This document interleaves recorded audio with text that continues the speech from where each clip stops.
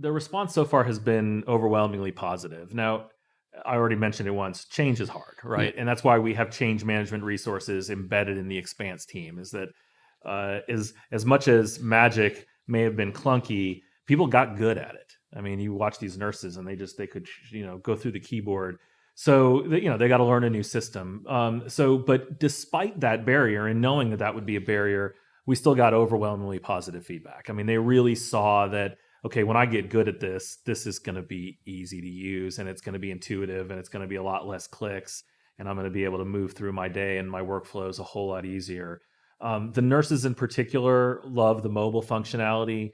Um, Healthcare, not HCA, healthcare in general has, I think, really stretched our nursing workforce pretty much as far as Yeah. it can go. And so anything that we can do to make their workflow more efficient or easier, including putting a lot of it on their phone right in their hand where they can do it wherever they are, is enormously valuable to them. And so they really appreciate that.